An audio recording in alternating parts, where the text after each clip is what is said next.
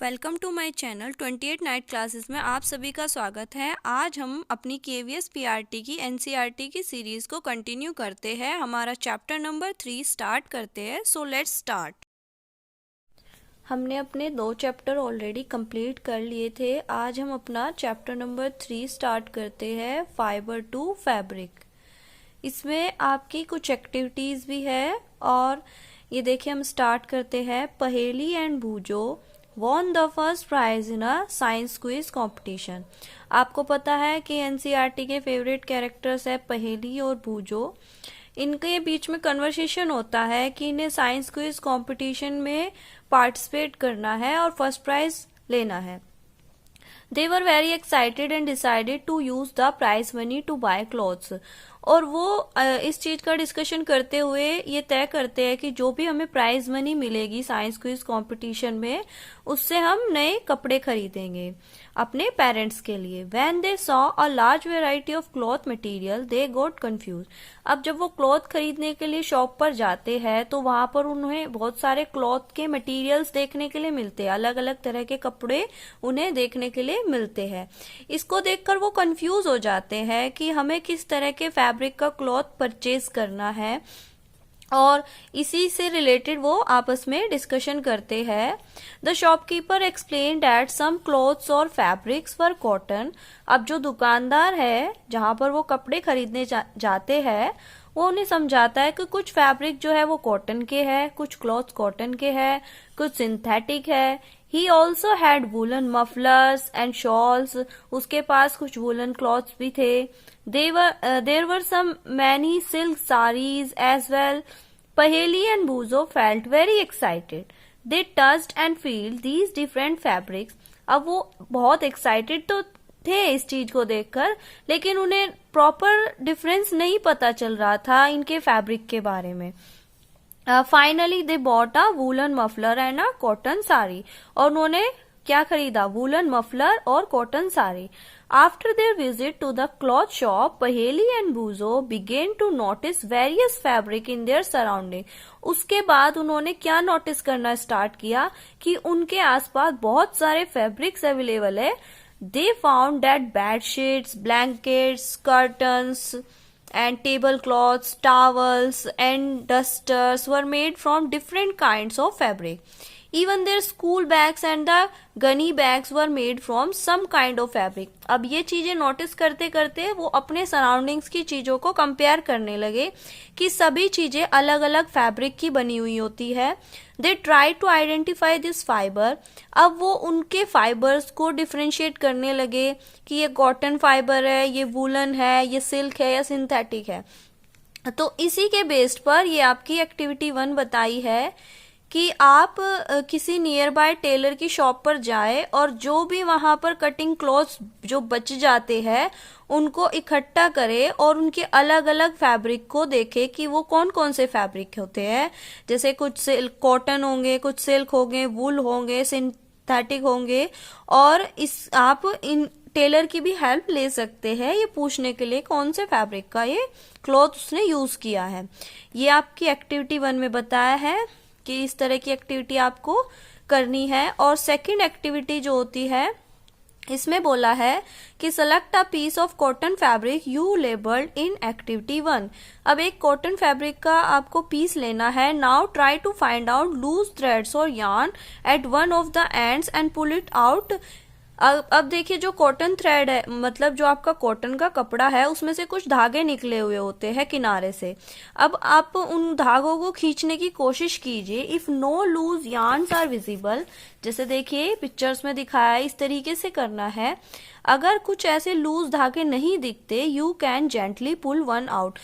तो आप उनमें से एक थ्रेड को ऐसे खींचना स्टार्ट करिए और फिर वो क्या होने लगेगा, वो कपड़ा आपको अलग अलग थ्रेड से निकलने लगेगा। मतलब ये होता है कि जो आपका ये क्लॉथ है ये थ्रेड से मिलकर बना है। इस एक्टिविटी का मेन पॉइंट ऑफ व्यू यही है समझाने का कि जो आपका क्लॉथ है वो किससे मिलकर बना है?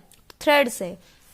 फिर आपकी थर्ड एक्टिविटी में ये बताया है कि इवन जो आपका एक थ्रेड होता है, धागा होता है, उसके अंदर भी छोटे छोटे कुछ धागे मिलकर बना रहता है। जैसे अगर आप क्या करेंगे, अगर आप सुई में धागा डालने की कोशिश करते हैं तो धागे के कुछ पार्ट्स डिवाइडेड हो जाते हैं, वो इजीली नीडल के अंदर नहीं जा पाता, यानी कि वो क्या हो जाता है, स्प्लिट हो जाता है बहुत बारीक बारीक धागों के पार्ट्स में। ठीक है, तो इसमें आपको इस एक्टिविटी से क्या समझाने की कोशिश की है, you might have observe something similar when you try to thread a needle, जब आप किसी नीडल में धागा डालने की कोशिश करते हैं।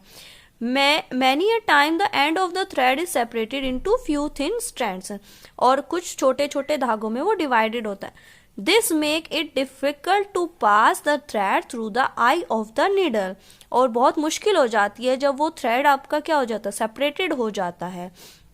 The thin strands of the thread that we see, अब जो वो छोटे छोटे बारीक धागे होते हैं जो हमें दिखाई देते हैं, एक धागे में से ही पार्ट्स होते हैं, are made up of still thinner strands, call उनको फाइबर्स बोलते हैं। ठीक है, अब इसके आगे हम अपने नोट्स से देखते हैं कि वस्त्र सामग्री की विविधता, जैसे सूती, हमारे जो क्लोथ्स होते हैं उनमें भी डिफरेंट वैरायटीज पाई जाती है। जैसे कुछ सूती कपड़े होते हैं, ऊनी होते हैं, रेशमी और सिंथेटिक फाइबर भी होते हैं उसके अंदर।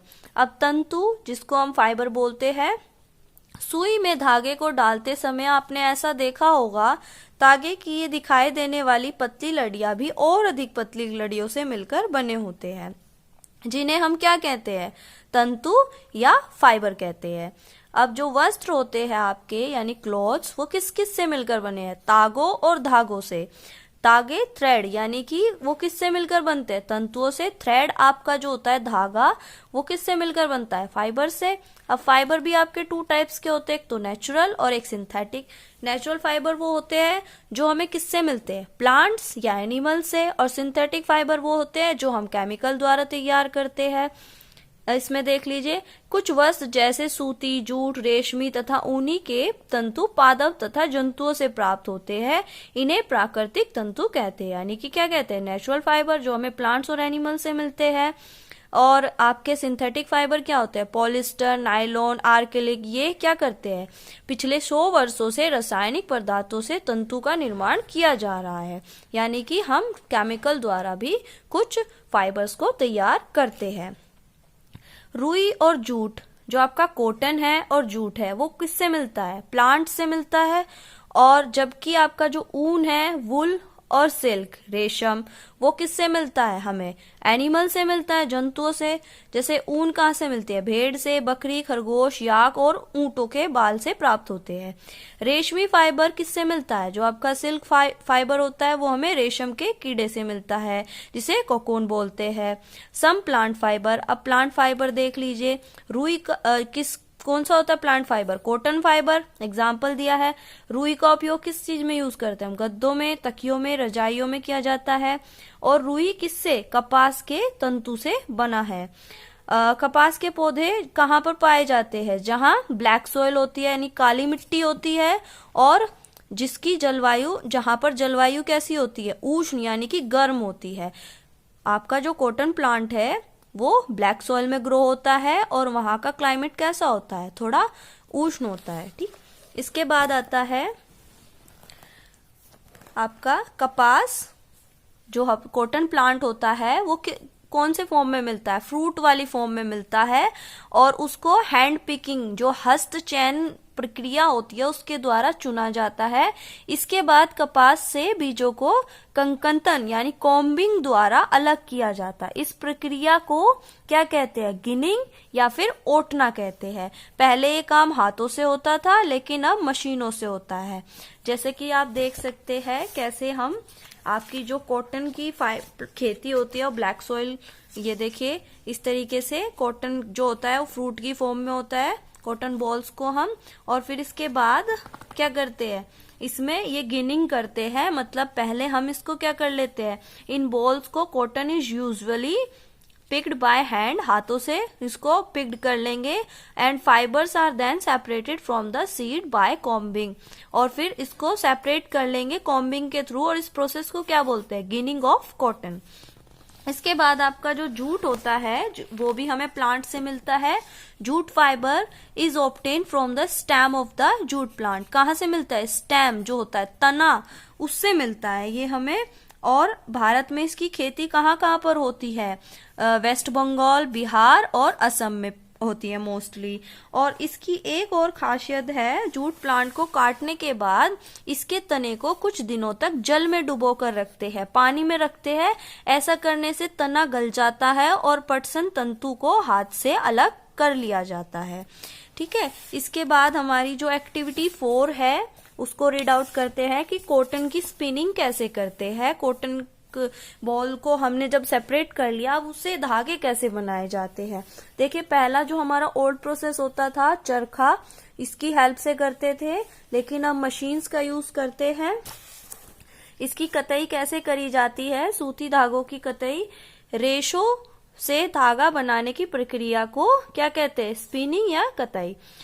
इस प्रक्रिया में रुई को एक पुंज से रेशे को खींचकर ऐंठते हैं। ऐसा करने से रेशे आसपास आ जाते हैं और धागा बन जाता है। कताई के लिए तकली या चरखा यूज करते हैं या फिर मशीन। कताई के पश्चात यानी स्पिनिंग के बाद तागों का उपयोग वस्त्र बनाने में किया जाता है। अब हमने तागे तो बना लिए, अब उनसे हम क्या बनाएंगे? क्लोथ्स बनाएंगे। इसके बाद आता है हमारा नेक्स्ट, तागों से वस्त्र यानी कि यार्न टू फैब्रिक। तागों से वस्त्र बनाने की कई विधियां हैं।